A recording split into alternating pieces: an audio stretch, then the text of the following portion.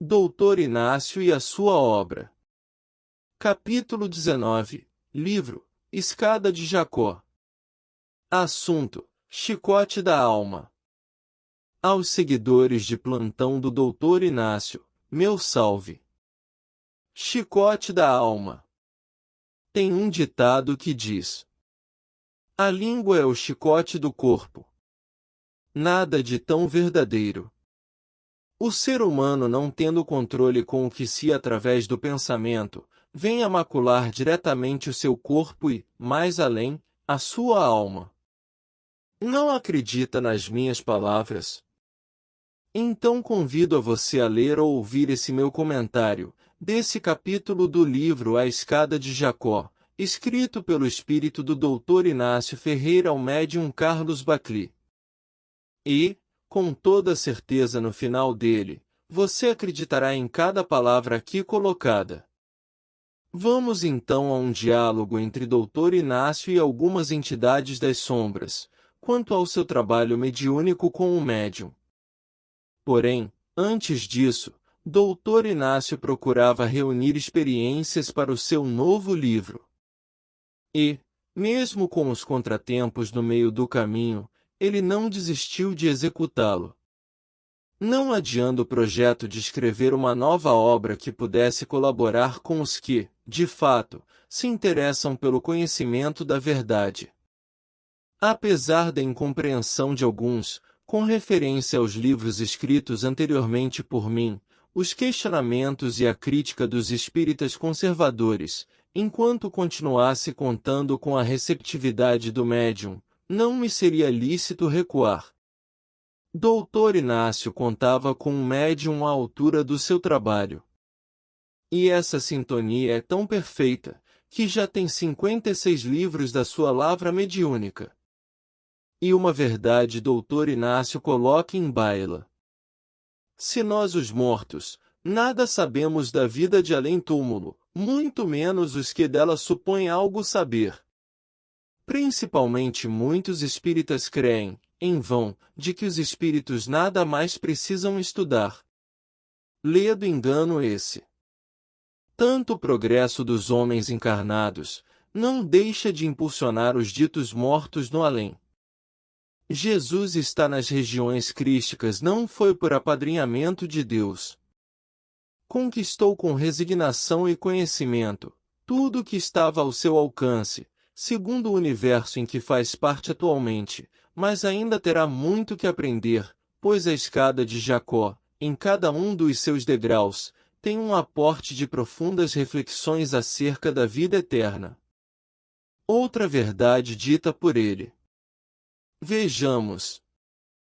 À minha época, nós, os espíritas, apanhávamos tanto dos profitentes de outras crenças, que nos sentíamos motivados a maior união entre nós. Agora, que o movimento espírita se expandiu, os seus adeptos se dão ao luxo de brigar uns com os outros. É vergonhoso tal cenário. Onde a espiritualidade aqui?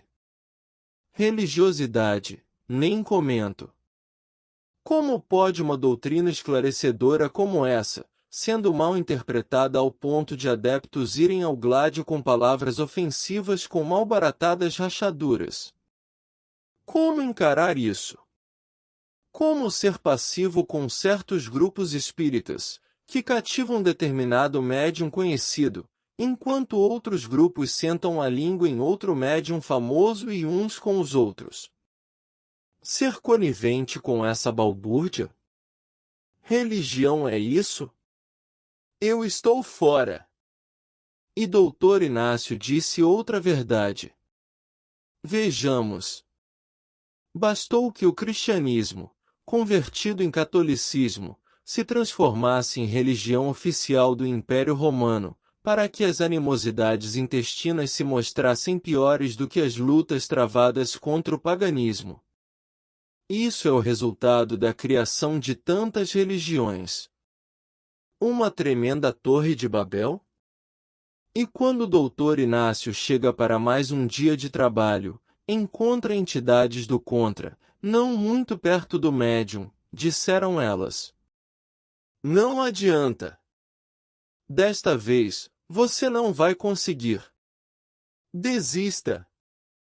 Ele está sob nossa influência e se sente desanimado.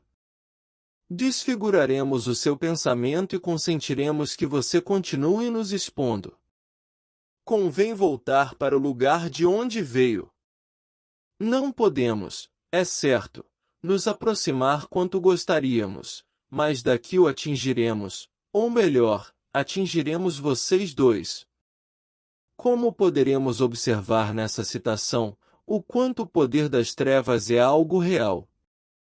Mesmo amparados, espírito e médium, as investidas são iminentes através do pensamento. Estudando a doutrina já fica, de certo modo, difícil de contornar situações como essa. Imagina os médiuns sem estudos. Uma porta escancarada para muitos escândalos, não é mesmo? Muitos médiuns desconhecem o trabalho da espiritualidade superior antes, durante e depois de reuniões mediúnicas. Se soubessem, respeitariam mais a presença desses emissários de Jesus. Médiuns aparecem em reuniões desse naipe, cheirando a cigarro, bebida, estômagos pesados, fora os maus odores que soltam, que os amigos espirituais têm que suportar. Realmente é um ato de altruísmo, não dos médiuns, mas para todos engajados nesse tipo de trabalho.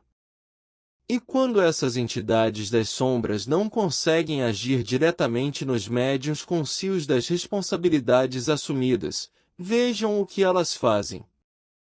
Inspiram alguém da vizinhança a ajustar o rádio no último volume, fazem transeuntes travarem discussão à janela do local de trabalho, emitem pensamentos de apreensão relacionados com a vida familiar do médium, suscitam ligações telefônicas, para tirá-lo da concentração, disparam a buzina de veículos estacionados nas proximidades, incitam cães próximos a latirem sem parar. Esses últimos estou sentindo na pele toda vez que inicio os trabalhos do Chico e do Dr. Inácio. Pavoroso tudo isso. E não é exagerado do nobre doutor, não.